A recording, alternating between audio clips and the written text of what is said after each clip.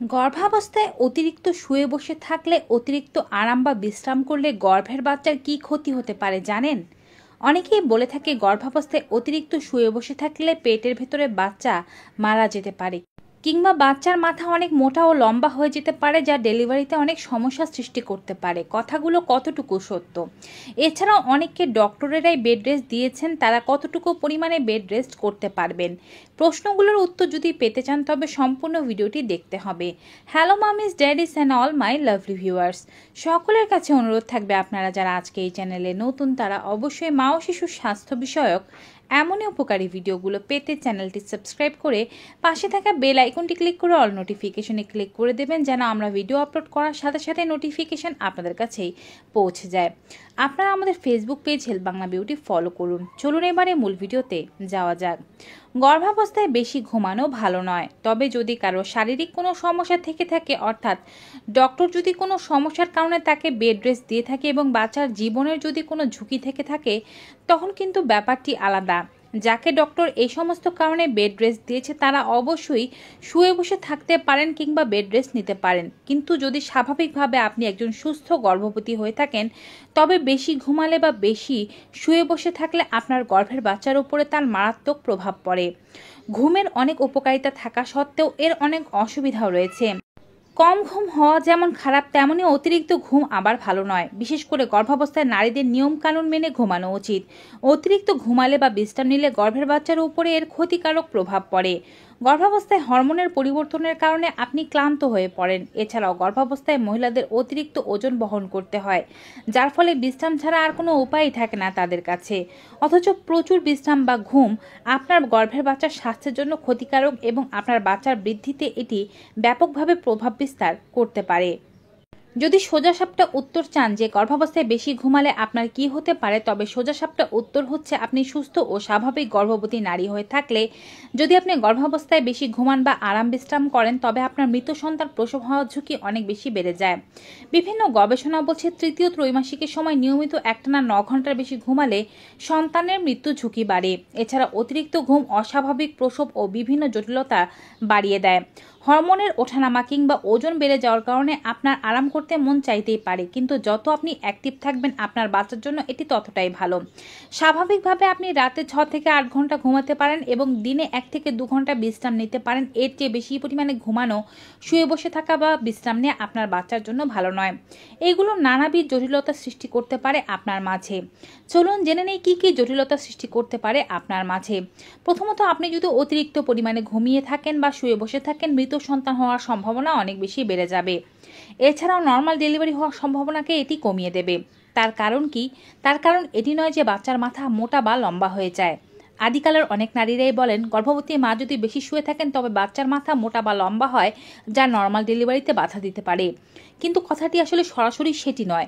আপনি যদি বেশি পরিমাণে শুয়ে বসে থাকেন তবে আপনার ওজন অনেক বেশি পরিমাণে বাড়বে এবং আপনার চর্বির পরিমাণ বেড়ে যাবে।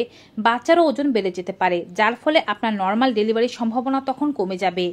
আপনার ওজন এবং বাচ্চার ওজন যদি একটি সঠিক মাত্রায় না থাকে তবে নর্মাল ডেলিভারি হওয়া সম্ভব নয়।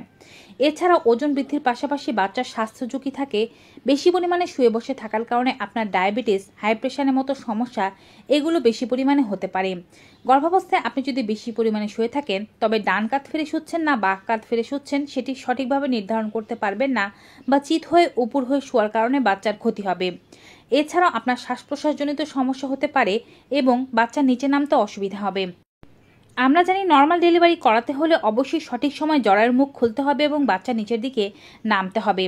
যদি আপনি বেশি পরিমাণে আরাম বিশ্রাম করেন তবে এই সমস্যাগুলো বাড়বে এবং আপনার বাচ্চা নিচের দিকে সহজে নামতে পারবে না, আপনার জরায়ুর মুখও সঠিকভাবে খুলবে না।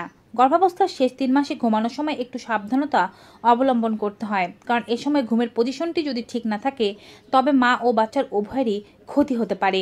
যদি আপনি প্রশ্ন করে থাকেন গর্ভাবস্থার শোয়ার নিয়ম কেমন হওয়া উচিত, তবে অবশ্যই জেনে নেবেন গর্ভাবস্থায় নির্দিষ্ট শোয়ার নিয়ম আছে।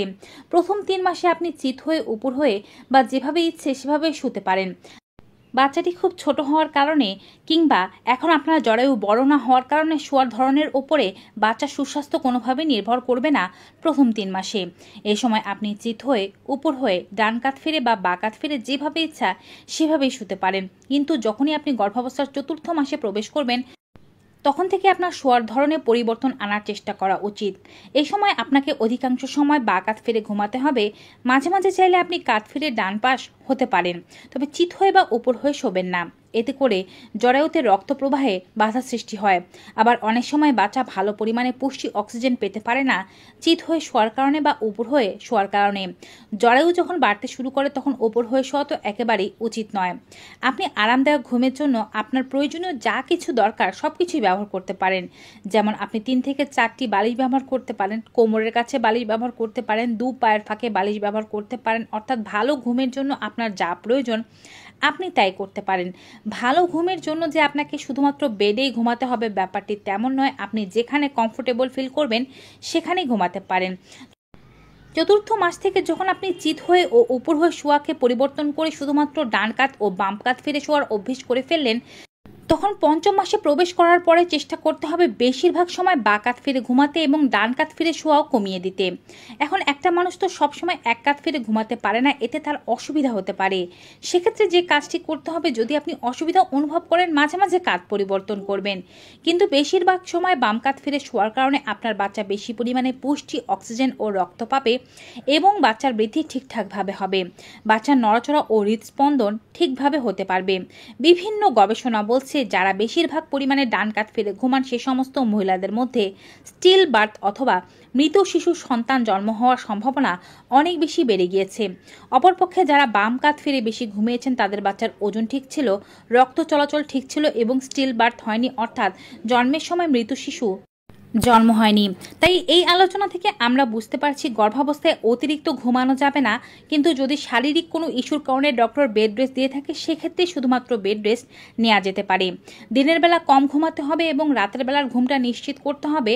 অতিরিক্ত বিশ্রাম মা ও শিশুর বিভিন্ন ধরনের শারীরিক সমস্যা, ওজন বৃদ্ধি, শরীরের ব্যথা, ডায়াবেটিস, হাই প্রেশার এই সমস্ত সমস্যাগুলোকে বাড়িয়ে দিতে পারে। এছাড়াও আপনি ভালো ঘুমের জন্য চেষ্টা করবেন ঘুমানোর 1 থেকে 2 ঘন্টা আগেই যে কোনো ধরনের মোবাইল বা ডিভাইস ব্যবহার করা বন্ধ করে দিতে। এতে করে আপনার ব্রেনটি বেশ শান্ত থাকবে এবং ঘুমও খুব ভালোভাবে হবে। এছাড়াও যাদের ক্যাফেইন টেক করার অভ্যাস রয়েছে, অর্থাৎ যারা চা কফি পান করছেন, তারা গর্ভাবস্থায় চা ও কফি পান করার অভ্যেসটিকে ত্যাগ করে নিয়ে আসুন এবং চেষ্টা করুন সন্ধে 7টার পরে কোনো প্রকারের ক্যাফেইন, অ্যালকোহল কিংবা কোনো প্রকারের সফট ড্রিঙ্কস ও কোল্ড ড্রিঙ্কস এগুলো ব্যবহার করা থেকে নিজেকে বিরত রাখার চেষ্টা করুন। ভালো ঘুমের জন্য ঘুমানোর আগে আপনি বই পড়তে পারেন এবং নিজের মন মেজাজকে ঠান্ডা রাখার চেষ্টা করবেন। রাতের বেলা যদি ভালো ঘুমাতে চান তবে ডিনার সেরে নিতে হবে রাত 8টা থেকে 9টার মধ্যে এবং গ্যাস্ট্রিক অ্যাসিডিটি কমানোর জন্য রাতের বেলা অল্প করে খাবার খাবেন। পায়ে যাদের জল আসার সমস্যা আছে তারা পা একটু উঁচু করে রাখবেন, অর্থাৎ 2টো বালিশ দিয়ে পা উঁচু করে ঘুমাবেন। যাদের গ্যাস্ট্রিক অ্যাসিডিটি হচ্ছে তারা একটু মাথাটিও উঁচু করে ঘুমাতে পারেন। এছাড়াও এ সময় আপনারা কম জল পান করবেন, অর্থাৎ সন্ধ্যের পর থেকে কম জল পান করার চেষ্টা করবেন। এতে করে মূত্র ত্যাগের পরিমাণ কমে যাবে এবং আপনার ভালো ঘুম নিশ্চিত হবে। তো ভিউয়ার্স, গর্ভাবস্থায় বেশি শুয়ে বসে থাকার ফলাফল কি হতে পারে তা সম্পর্কিত এই ভিডিওটি পেয়ে কেমন লেগেছে কমেন্ট বক্সে জানাতে ভুলবেন না। ভিডিওটি ভালো উপকারী মনে হয়ে থাকলে অবশ্যই বেশি মাত্রায় like, comment, share and subscribe. দেখা হবে আবার নতুন একটি ভিডিওতে নতুন কিছু উপকারী তথ্য নিয়ে। Till then, goodbye and take care.